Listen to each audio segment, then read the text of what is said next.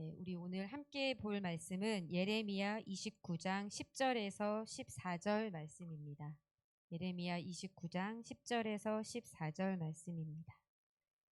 띄어져 있는 말씀 또는 찾으신 말씀으로 교독하여서 읽도록 하겠습니다. 여호와께서 이와 같이 말씀하시니라. 바벨론에서 70년이 차면 내가 너희를 돌보고 나의 선한 말을 너희에게 성취하여 너희를 이곳으로 돌아오게 하리라.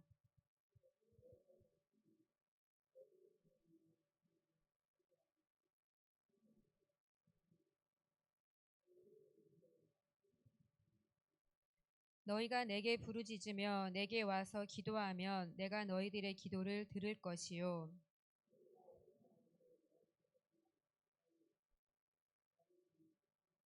이것은 여호와의 말씀이니라. 나는 너희들을 만날 것이며 너희를 포로된 중에서 다시 돌아오게 하되 내가 쫓아보내었던 나라들과 모든 곳에서 모아 사로잡혀 떠났던 그곳으로 돌아오게 하리라. 이것은 여호와의 말씀이니라. 아멘.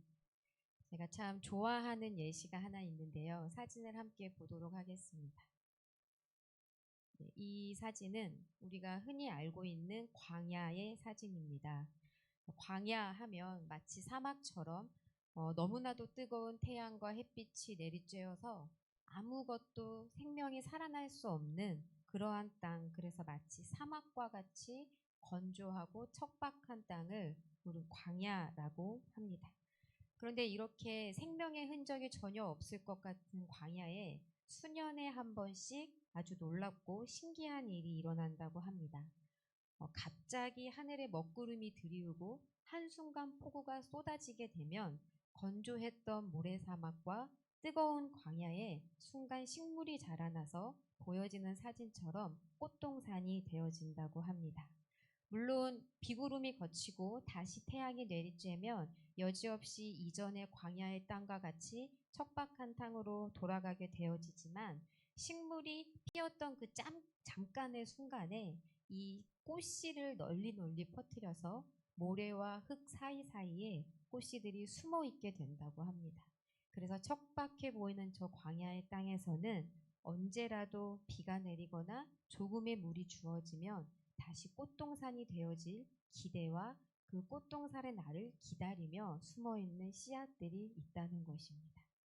이것을 예전에는 우연히 이렇게 꽃이 피는 거야, 이거는 설명할 수 없는 일이야 라고 생각했지만 이것은 하나님께서 창조하신 놀라운 창조 세계에 숨어있는 질서이고 비밀인 것입니다.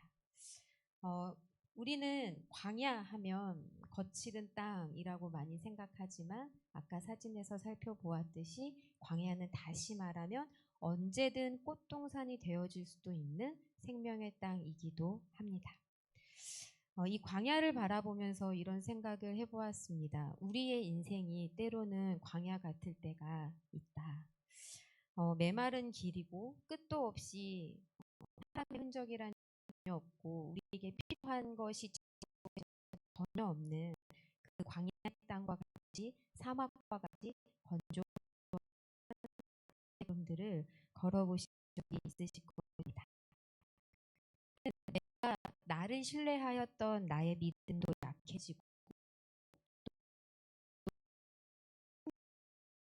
하나님과 같이 보여질 때가 있습니다. 나의 신앙과 믿음이 쇠퇴하고 흔들리는 때도 있고요. 해결된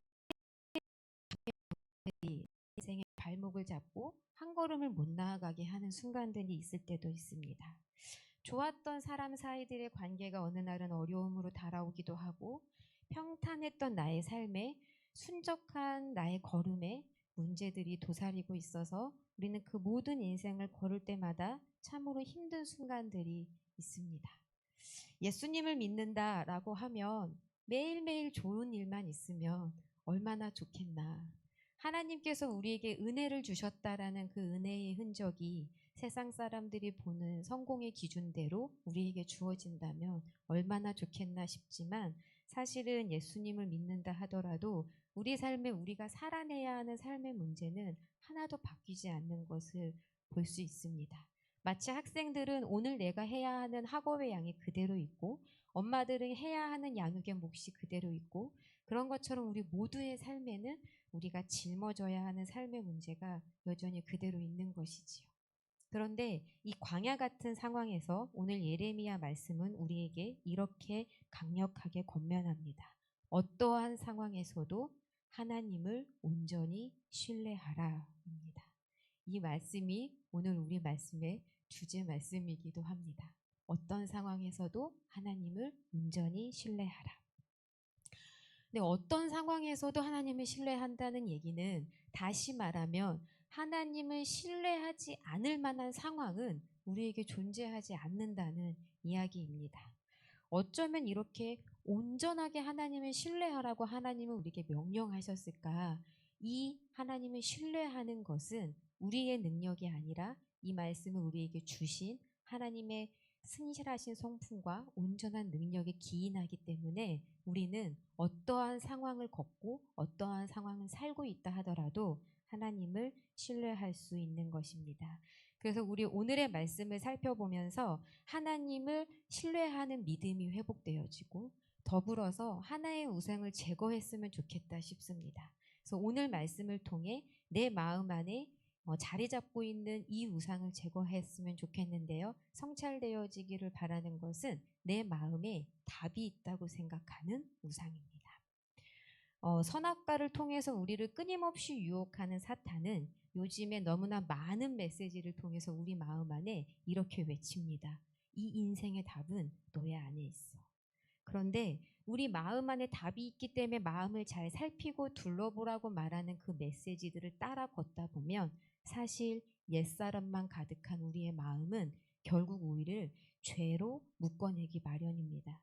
그래서 오늘의 말씀을 통해서 하나님을 신뢰함과 더불어 우리 마음이 끊임없이 우리에게 속삭이는 모든 죄의 속삭임들, 하나님을 보지 못하게 하는 마음의 속삭임들을 거부할 수 있는 힘도 생기기를 소망합니다. 오늘 예레미야서에서 보면 예레미야 선지자는 포로가 되어서 끌려가고 있는 남유다 백성들에게 편지를 썼습니다. 근데 그 내용이 조금은 특별해요. 한번 같이 살펴보면 29장 5절에서 6절 말씀을 보면 제가 읽겠습니다. 너희는 집을 짓고 거기에 살며 텃밭을 만들고 그 열매를 먹으라. 아내를 맞이하여 자녀를 낳으며 너희 아들이 아내를 맞이하여 너희 딸이 남편을 맞아 그들로 자녀를 낳게 하여 너희가 거기에서 번성하고 줄어들지 않게 하라. 포로로 끌려가고 있는 남유다 백성들에게 이 편지의 내용은 사실상 받아들일 수 없는 메시지였습니다. 지금 현재 남유다 사람들은 어떠한 상황을 마주했었냐 하면 바벨론의 침입으로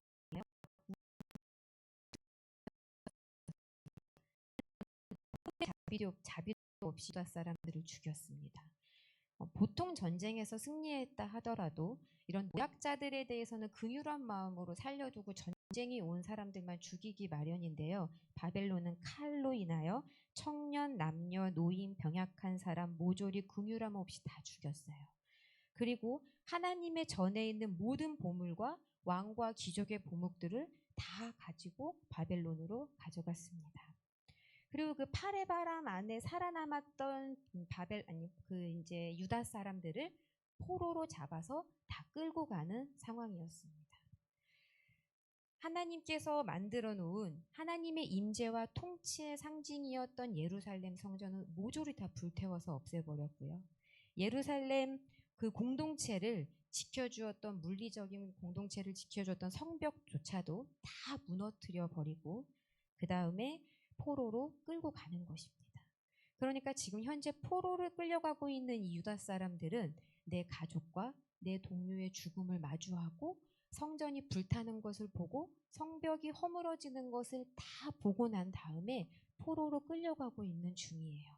그들의 마음이 느끼는 참담함이 얼마나 극심했겠습니까? 하나님이 진짜 살아있는 게 맞을까? 하나님이 살아있다면 어떻게 이러한 무시무시하고 잔인한 일들이 내게 주어지는 거지? 라는 하나님을 향한 의심과 원망이 얼마나 많이 마음을 지배했겠습니까? 그런데 그 유다 백성들을 향하여서 하나님이 하신 말씀은 너무나도 담을 수 없는 메시지였던 것입니다. 하나님은 저 말씀 이전에 어떻게 말씀하시냐? 너희를 포로로 끌려가고 있는 그 나라를 평안을 축복하라고 이야기하십니다. 바벨론에게 평안을 빌며 그곳에서 정착하여 살라고 이야기하신 거예요. 결국은 유다 백성들은 나를 완전히 무너지게 한 그 상대, 하나님의 이름이 완전히 가리워버린 그 대상을 향하여서 하나님의 말씀대로 축복하지 못합니다. 하나님의 영광을 가린 것 같은 그 바벨론을 향하여 평안을 구하라는 하나님의 메시지를 결국 유다 사람들은 듣지 못합니다. 그런데 예레미야 선지자가 그런 포로로 끌려가고 있는 그들을 향하여 이런 메시지를 왜 전하였느냐? 그 이유는 10절 말씀에 나옵니다. 오늘 저희가 함께 읽었던 말씀인데요. 제가 읽어보겠습니다. 여호와께서 이와 같이 말씀하시니라. 바벨론에서 70년이 차면 내가 너희를 돌보고 나의 선한 말을 너희에게 성취하여 너희를 이곳으로 돌아오게 하리라. 하나님께서는 이미 멸망한 것 같고 지금은 절망과 죽음밖에 보이지 않는 그 백성들을 향하여서 내가 때가 되면 너희를 다시 돌아오게 할 것이야 라는 마음을 갖고 계셨던 거예요. 그리고 이 말씀을 선포하는 하나님의 목적과 의도를 우리는 말씀에서 살펴볼 수 있는데요. 이 말씀을 하시는 하나님의 의도는 11절에 보면 나 여호와가 말하노라 너희를 향한 나의 생각은 내가 알고 있는데 그것은 재앙이 아니고 평안이다. 이렇게 말씀하고 계십니다. 하나님께서 우리를 향하여 갖고 계신 계획을 하나님이 정확히 알고 있다라는 것입니다. 우리는 내 인생 내가 생각해 보았을 때 답이 나오지 않으면요. 내 마음이 너무나 무너지고 그 다음에 계산이 서지 않는 인생의 스케줄 앞에 딱 서면요. 절망하는 감정과 여기서 끝이구나 하는 생각이 우리를 굉장히 휩싸이게 합니다. 그러면 하나님의 말씀도 사실은 들어올 수 있는 틈이 없습니다. 그런데 그런 우리의 낭망한 마음을 향하여 하나님께서는 내가 너에 대한 계획을 너보다 더 잘 알고 있어 라고 말씀해 주시는 거예요. 지금 너희들은 무너지는 것 같고 답이 없는 것 같고 하나님을 이토록 열심히 섬기면서 살아왔는데 주어지는 결과라는 것은 계속하여서 실패밖에 없는 것 같은 나의 인생을 향하여서 너희들의 생각이 옳은 게 아니라 나의 생각이 옳다고 하나님께서는 말씀하고 계시는 것입니다. 하나님은 지금 포로 되어져서 포로로 살아가고 있는 그 백성들을 향하여서 소망을 주시려는 의도와 목적을 가지고 계셨습니다. 이것이 세상이 줄 수 없는 진정한 행복입니다. 우리에게 필요한 행복이 있다면 하나님이 계획하시는 소망함이 부어지는 거라고 생각합니다. 하나님의 이 의도를 명확히 알았던 예레미야는 심판이 끝이 아니라 재앙이 결과가 아니라 이것을 통하여 하나님이 하실 일이 있다라는 하나님의 의도를 알았던 예레미야는 눈물을 흘리며 귀가 닫혀 듣지 못하는 백성들을 향하여 끊임없이 외치고 또 외치고 또 외쳤습니다. 그럼에도 불구하고 유다 백성들은 하나님의 말씀을 말씀으로 받지 못하였어요. 왜냐하면 하나님의 말씀보다 지금 내가 처한 나의 상황이 지금 내 마음이 나에게 속삭이는 그 목소리가 훨씬 더 강력하게 나를 지배했기 때문에 그렇습니다. 저도 처음에 이 말씀을 묵상하고 또 저희가 열왕기하 큐티를 꾸준히 해나가고 있었는데요. 그 말씀을 읽으면서 와 유다 사람들 정말 힘들겠다. 그 마음이 너무나 이해가 되어지더라고요. 그 상황에서 하나님이 말씀하시는 그 말씀이 어떻게 들어올까?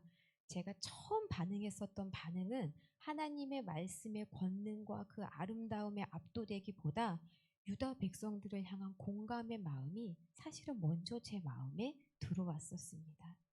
유다 백성들에게 이 말씀은 참으로 받아들이기 버거운 말씀이었지만 사실 우리는 알고 있습니다. 이 말씀은 정확한 복음의 메시지였습니다. 심판 앞에서 어떠한 것도 할 수 없어 절망밖에 할 수 없는 우리를 향하여 전적으로 우리를 구원하여 주시고 사랑하여 주시고 우리를 건져내 주신 하나님의 그 복음, 그 핵심은 바로 은혜라고 할 수 있습니다. 지금 포로로 끌려가고 있는 이 백성들을 향하여서도 하나님은 말씀을 통하여 은혜를 주고 계시는 것입니다. 은혜란 저희가 너무 잘 알고 있지요. 거저 받은 거라고 생각하고 있는데요. 이 은혜라는 단어를 하나님의 일하심의 관점에서 조금 이렇게 해석을 해보았습니다. 그러니까 은혜란 우리 삶에 주어지는 모든 좋은 것들의 결과가 나의 힘과 나의 노력으로 만들어지는 것이 아니라는 겁니다. 내 삶에 주어지는 모든 좋은 결과는 하나님의 철저한 계획에 의해서 하나님의 노력으로 하나님 편에서 이루어지는 것이 은혜라고 우리는 이야기합니다. 하나님께서는 70년 이후에 포로 생활을 끝내고 돌아오게 될 것이라는 포로 귀환의 비전을 선포하시면서 이렇게 말씀하십니다. 읽었던 말씀인데요.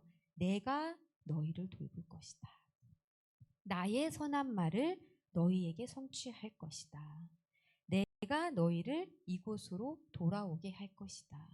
그러니까 여기에서 계속 반복되어지는 주어는 하나님입니다. 이 말씀에서 이 심판 앞에서 지금 현재 책임을 느끼고 있는 주체도 이 심판을 계획하고 이 심판을 끝내고 은혜를 부으시려는 모든 계획과 성취의 주체가 다 하나님으로 기록되어져 있다는 것입니다. 다시 말하면 회복을 위하여 유다 백성이 한 것은 하나도 없습니다. 이같이 전적으로 하나님이 계획하시고 하나님이 온전히 이루시는 하나님의 일하심을 우리는 은혜라고 말합니다. 그리고 지금 내 마음에서 불쑥불쑥 올라와서 나의 마음을 사로잡는 부정적인 마음, 부정적인 생각, 그 다음에 하나님의 은혜를 더듬어 찾을 수 없는 막막할 것 같은 나의 인생의 상황들 앞에서도 하나님은 동일하게 은혜를 붓고자 계획하고 계신다는 것입니다. 저는 이 은혜를 우리가 사모할 수 있으면 좋겠다 이런 생각을 참으로 많이 했습니다. 근데 그러기 위해서 우리가 해야 할 것은 은혜가 올 때까지 그 은혜를 기다리는 것도 너무나 중요하지만 끊임없이 내 마음에서 내 생각에서 하나님의 말씀을 대체하여 나에게 속삭이고 있는 그 소리를 끊어내는 우리의 의지가 필요하고요. 우리의 시선을 들어서 지금 내 인생을 향하여 선포하고 계시는 하나님의 말씀에 우리가 반응하며 나아가는 것이 정말 중요할 것입니다. 이어서 예레미야는 주어를 바꾼 말씀을 다시 전하기 시작합니다. 13절 말씀입니다. 12절과 13절인데요. 제가 읽겠습니다. 너희가 내게 부르짖으며 내게 와서 기도하면 내가 너희들의 기도를 들을 것이다. 너희가 온 마음으로 나를 구하고 나를 찾으면 나를 찾고 만날 것이다 라고 하나님께서 말씀을 전하고 계십니다. 지금 현재 유다 백성들 포로로 잡혀서 물론 조금의 자유가 있는 포로 생활이었지만 포로 생활을 하면서 낭만 가운데 빠져있는 유다 백성들에게 하나님은요 참으로 무능력한 신이지 않았겠습니까? 바벨론이 쳐들어와서 예루살렘의 성전을 다 불태우는데도 하나님은 그것을 지켜보셨으니 하나님의 능력은 여기까지구나 라고 생각할 수 있었는데요. 실제 모든 것이 끝난 것 같은 상황을 우리가 겪고 있다고 하더라도 하나님께서는 나약하고 힘없는 왕이 아니라는 것을 우리는 선포하고 믿어야 합니다. 하나님께서는 여전히 살아계셔서 온 땅을 다스리시고 그 다음에 자신들의 백성을 여전히 살피시며 보호하고 계셨습니다. 하나님을 예배했던 하나님의 인재와 통치가 가득했던 땅에서 바벨론으로 넘어온 유다 백성들은 바벨론의 우상이 가득한 그곳에서 하나님을 예배하라고 말씀하시는 하나님 말씀 앞에 하나님을 거룩히 예배하고 순종하는 것이 필요했었습니다. 온 마음으로 하나님을 구하면 바벨론 땅에서도 하나님을 찾게 될 것이고 하나님을 만나게 될 것이라고 말씀하시는 하나님의 이 말씀은 우리에게 하나님을 사실은 계시하고 계시는 이야기입니다. 너희들이 이방 땅 실패한 곳에서 나를 찾더라도 나는 너희를 만나줄 수 있다는 하나님의 자기를 계시하시며 사랑을 드러내시는 하나님의 메시지이면서 동시에 중요한 것은 하나님과 유다 백성들의 관계를 바르게 정립하라는 명령의 메시지이기도 했습니다.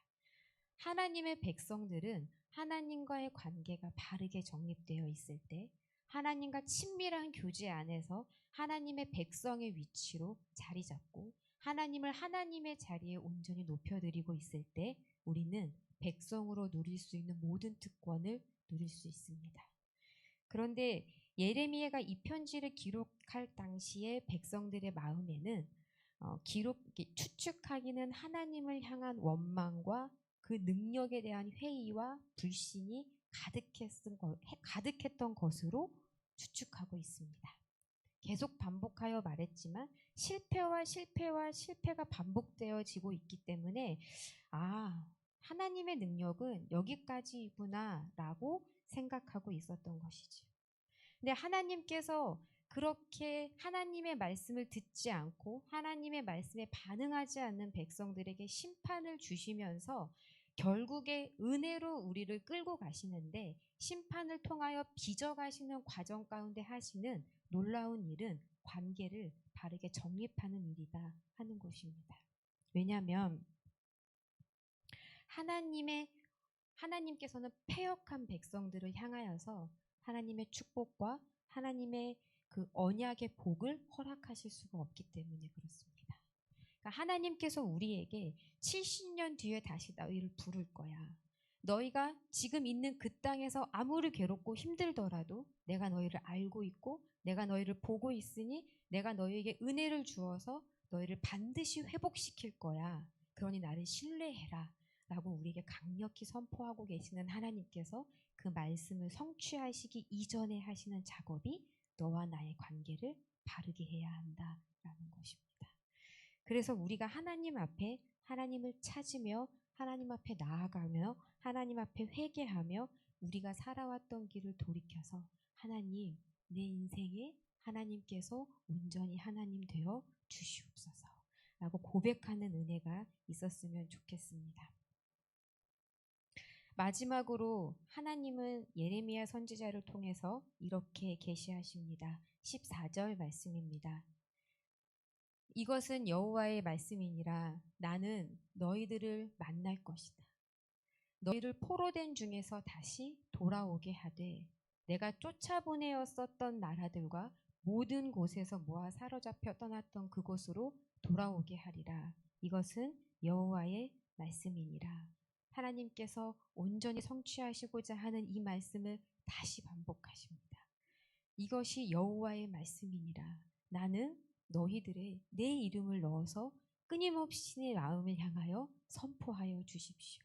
왜냐하면 내 마음이 말씀보다 위에 서서 내 인생을 사로잡아 가지 않을 수 있도록 하나님께서 나의 인생을 향하여 선포하시며 끌고 가시는 빚어가시는 그 놀라운 은혜의 걸음을 우리가 성공으로 갈 수 있도록 우리는 이 말씀을 계속해서 묵상해야 할 것입니다. 이 말씀도 앞선 것과 같이 이 말씀을 하시는 모든 주체가 여호와 하나님이십니다. 말씀을 하고 계시는 분도 하나님이시고요. 이 계획을 성취하시겠다고 하는 분도 하나님이시고요. 그리고 이 말씀을 실제로 이루어 가시는 분도 하나님이십니다. 유다 백성들이 절망 가운데 하나님에게 간구하기 이전에 하나님이 먼저 이 계획을 갖고 계셨어요. 다시 말하면 이 약속은 우리의 간구에 기인한 것이 아니라 하나님의 성품과 하나님의 능력에 기인한 스스로 하신 일방적인 언약입니다. 아멘. 우리가 알고 믿고 있는 것처럼 약속하신 하나님은 자신의 약속을 반드시 이루십니다.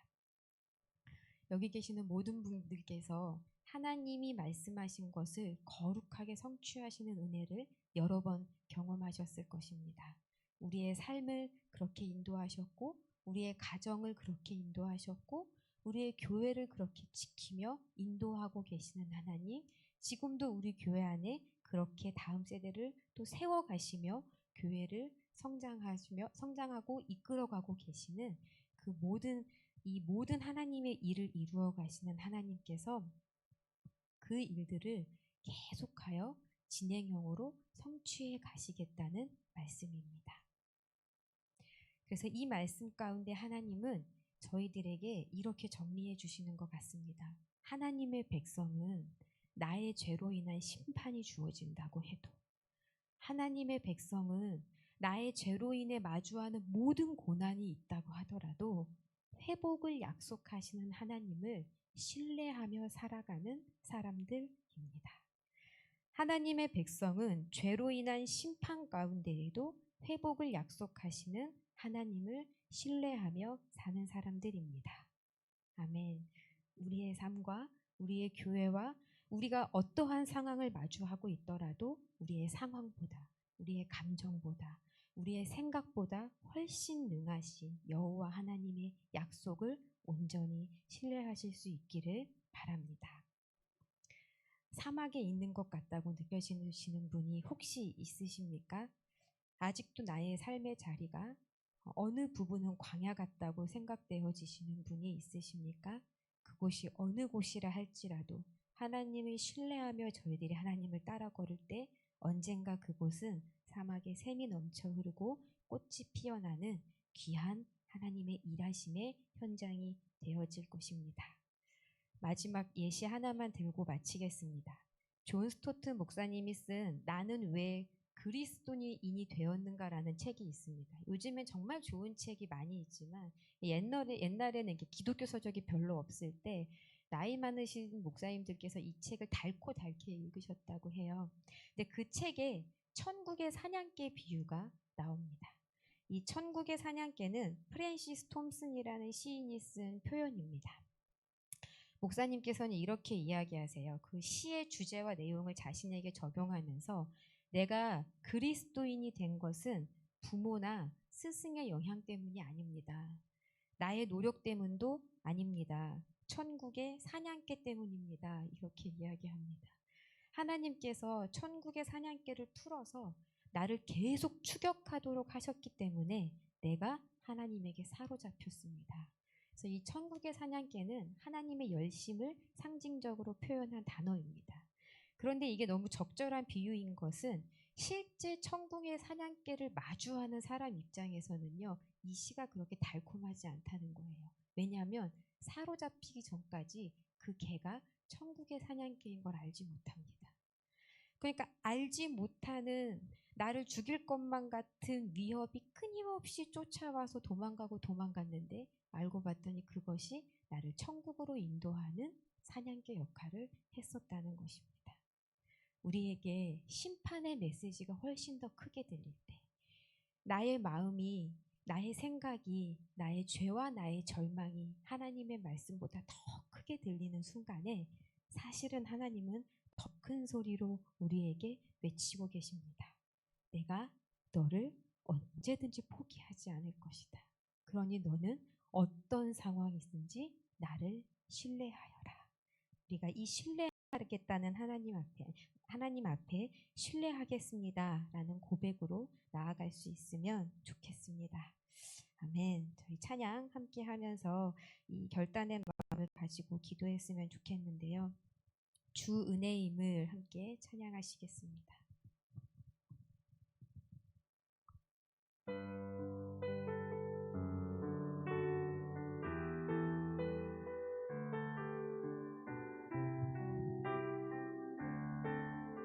주 나의 모습 보내,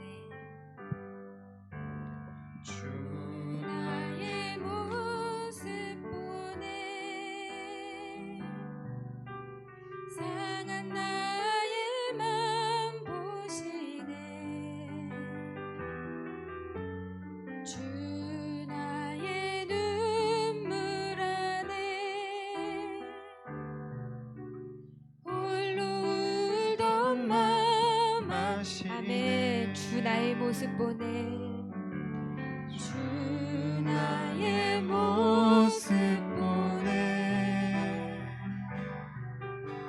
상한 나의 맘 보시네. 주 나의 눈물 안에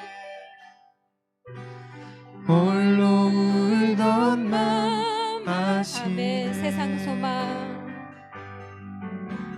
세상 소망 다 사라져 가도 주의 사랑은 끝이 없으니 살아가는 이 모든 순간이 주 은혜임을 나는 세상 소망 다 사라져가도 세상 소망 다 사라져 가도 주의 사랑 끝이 없으니 살아가는 이 모든 순간이 주 은혜임을 나는 믿네. 아멘. 이 시간 기도했으면 좋겠습니다. 하나님의 백성에게 있어서 하나님의 심판은 아이러니하지만 끝이 아닙니다. 하나님의 심판은 오히려 하나님께서 한 번 더 주시는 기회일 수 있습니다. 우리가 심판과 고난과 절망과 어려움의 상황에 있다 하더라도 다시 우리의 모든 마음을 돌이켜서 우리를 부르시는 하나님 앞으로 우리의 시선을 집중할 수 있으면 좋겠습니다. 하나님, 끊임없이 하나님의 말씀보다 높아진 모든 생각과 마음은 하나님 앞에 온전히 내리고 하나님 앞에 굴복시키고 선포되어지는 하나님 말씀 앞에 내가 서겠습니다. 주님, 나를 향하여 말씀하시는 하나님의 놀라운 그 약속의 말씀이 내 삶 가운데, 우리의 교회 가운데, 우리의 가정 가운데 온전하게 성취되게 하여 주시옵소서. 우리 이 마음 가지고 함께 기도하도록 하겠습니다. 주님, 아버지, 우리의 모든 상황을 아시지요. 하나님, 때때로는 하나님의 영광을 찾아보기에 너무나도 어려운 나의 삶의 걸음과 나의 상황들 주님 아시지요. 하나님, 우리가 하나님 앞에 다 말할 수 없고 드러낼 수 없어서 혹여는 홀로 참고 있는 고난을 가지고 있는 사람이 있다면 주님, 그 삶 가운데 찾아가 주셔서 하나님께서 선포하시고 하나님께서 말씀하시고 하나님께서 약속하신 놀라운 말씀이 온전히 성취될 수 있도록 우리를 인도하여 주시옵소서. 하나님, 우리가 눈에 보이는 모든 상황과 끊임없이 나에게 속삭이는 나의 마음과 나의 생각이 하나님을 향하지 못할 때에 그 모든 마음을 거부하고 하나님 말씀 앞으로 더욱 나아갈 수 있는 믿음을 우리에게 허락하여 주시옵소서. 아버지, 우리가 시선을 들어 하나님을 바라보기를 소원합니다. 아버지, 우리가 마음을 들어 하나님을 바라보기를 소원합니다.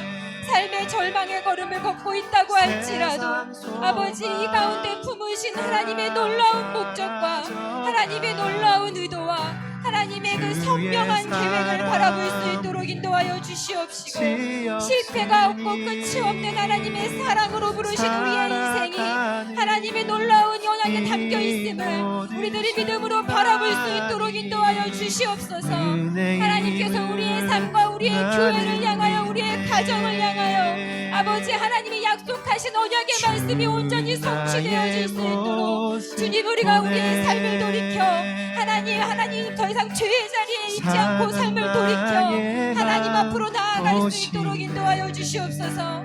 하나님께서 하나님의 자리에 온전히 계실 수 있도록 주여, 우리가 하나님 앞에 마땅히 드려야 하는 온전한 순종과 복종을 드릴 수 있도록 인도하여 주시옵시고, 나를 위하여 존재하는 하나님이 아니라 하나님께서 우리를 부르셨기에 우리가 하나님 앞에 섭니다 고백하며 주님, 우리의 모든 소망이 하나님으로 인하여 회복되어질 수 있도록 나의 삶의 목적과 나의 삶의 계획들이 하나님의 능력과 하나님의 언약으로 해석되어지는 놀라운 은혜들이 있을 수 있도록 인도하여 주시옵소서.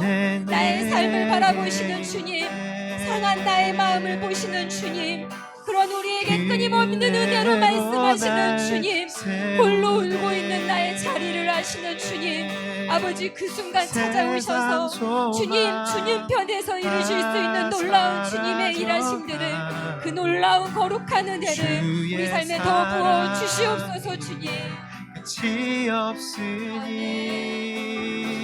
살아가는 이 모든 순간이 주 은혜임을 나는 믿네.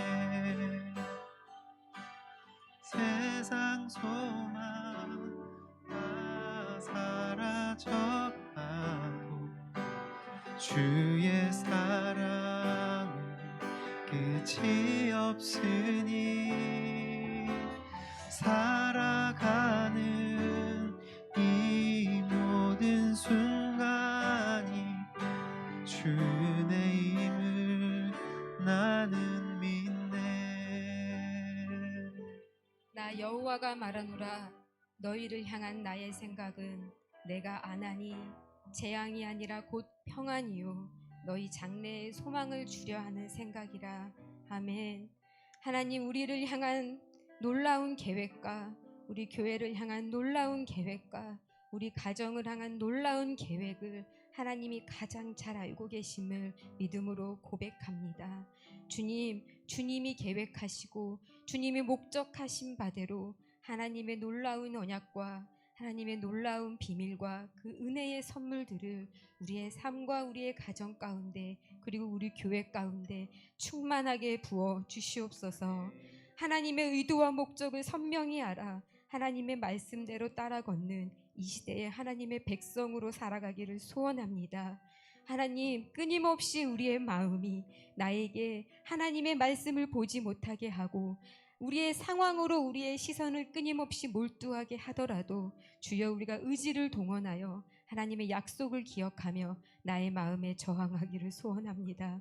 주님 우리에게 선포하시는 말씀이 성취되어지는 것을 목도할 수 있는 깊은 은혜를 사모하며 아버지 이 말씀을 듣게 하심을 감사하며 어떠한 상황에서라도 하나님을 신뢰하는 믿음으로 살아가기를 결단합니다. 우리를 축복하여 주시옵소서. 예수님의 이름으로 기도드렸습니다.